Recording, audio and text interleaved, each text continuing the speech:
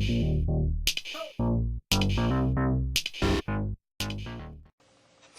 guys, and welcome back to my channel. If you are new, you're watching Mississippi Glam, and I am Monica. So tonight I'm going to be showing you guys my pulled pork taco recipe.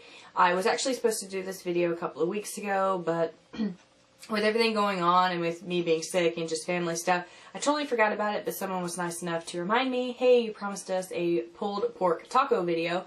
So I'm going to show you guys tonight how I make my pulled pork tacos. It's really easy. It is a crock pot meal. You are going to dump it, set it, and forget it, which, you know, I love those videos. I love those recipes. I think that is just the easiest. I really like my tacos this way. You just pretty much set it and forget it. You put all the ingredients into the crock pot, go off and do your thing, and over the course of hours that meat gets really, really nice and tender and able just to shred up, and all of the flavors have time to just marry and just really infuse in that meat, and they are like the best. They're the bomb. So if you guys want to see this great recipe, then keep watching.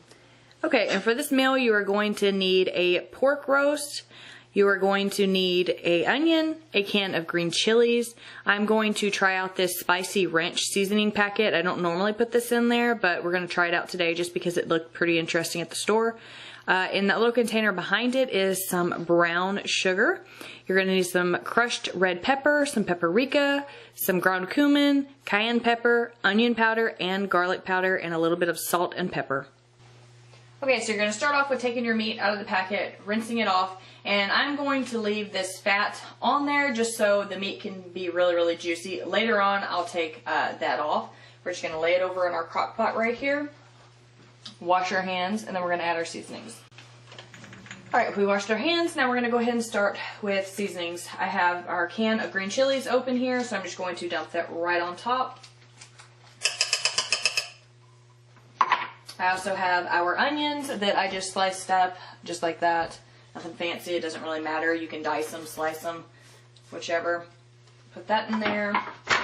Now here comes the seasoning part, and I am not really good with telling you all of the exact measurements, so yeah. So we're going to go and take our spicy ranch, and we're just going to sprinkle that right on top. If you're one that has to have measurements like measured to an exact, you might want to go with just maybe just a package of like taco seasoning or something of that nature, but I'm just going to sprinkle a little bit, maybe half a teaspoon of cayenne pepper. I'm going to sprinkle about a teaspoon of ground cumin just because I really, really like that flavor. And of course this is a new bottle, so it doesn't want to sprinkle. Figures. Okay, gotta be very careful. Almost dumped a whole bunch in there. A little bit of paprika, so about a teaspoon of that too. And then a teaspoon of the garlic powder.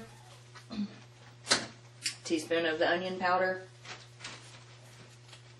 And I'd say about a half a teaspoon of the crushed pepper flakes. And I did not bring my salt and pepper over here.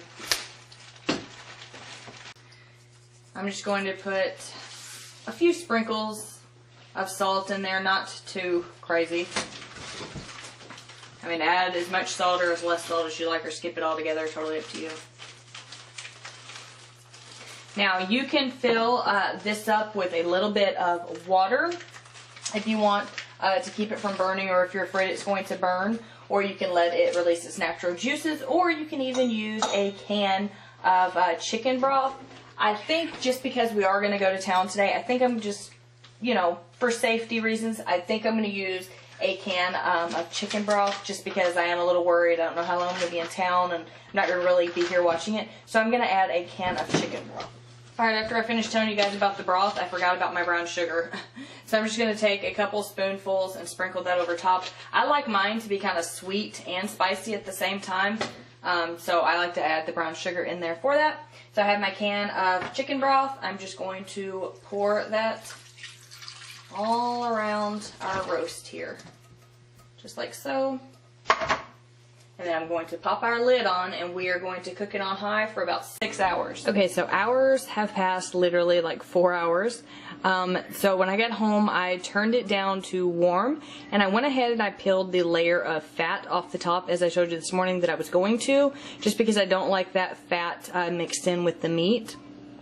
So I went ahead and I took 2 forks and just shredded it up. It was really nice and tender. So you'll just shred it up, and you can leave it in the juice until you are ready to serve it. You can add some cornstarch to the juice here to thicken it up, which is what I'm going to do. You can also drainer and just put the meat over in there to drain the excess juice off, but I kind of like mine to have a little bit of that juice left, so I'm just going to add some cornstarch to thicken mine up.